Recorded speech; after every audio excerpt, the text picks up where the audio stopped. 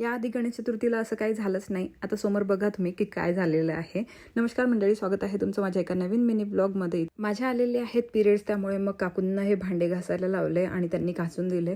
आता माहीने ही पुसून वगैरे काढले आणि इथे तयारी करून तिने ठेवून दिली. तर आता जे पण काही करायचं आहे या दोघं बापलेकांनाच करायचं आहे, म्हणजे जी पण तयारी करायची आहे. आणि दरवर्षी ज्या दिवशी गणपती बसतात तोपर्यंत डेकोरेशन वगैरे कंप्लीट झालेलं असते, तुम्ही बघितलेलंच आहे. यावर्षी हे थोडं वेगळं होणार आहे आणि तेच तुम्हाला आता बघायला मिळणार आहे.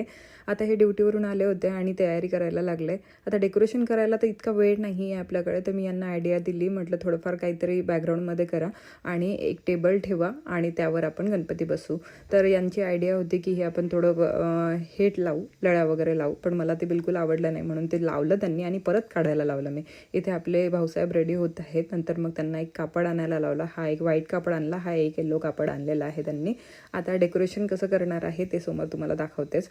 फक्त व्हाईट कापड मला टिपॉईवर लावायचा होता. अशा प्रकारे मी त्यांना म्हटलं होतं की काय म्हणतात त्याला, मेजरमेंट घ्या आणि त्या मेजरमेंटनी कापड आणा.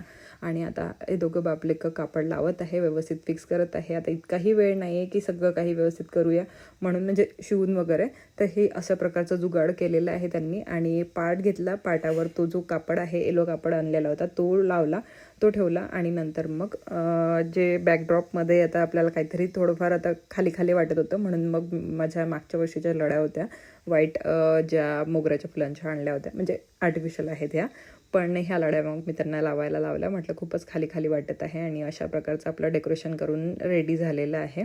आणि यांनी तयारी वगैरे सुद्धा करून ठेवलेली आहे. मोठ्या ब्लॉगमध्ये तुम्हाला सगळं काही बघायला मिळेल, पण मोठ्या ब्लॉगला वेळ आहे, उद्या वगैरे मोठा ब्लॉग येईल.